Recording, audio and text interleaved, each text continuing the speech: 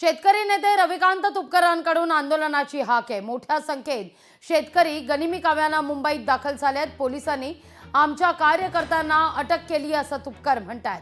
इंग्रजांना लाजवेल असं काम काल पोलिसांनी केलं असंही तुपकरांचा आरोप आहे।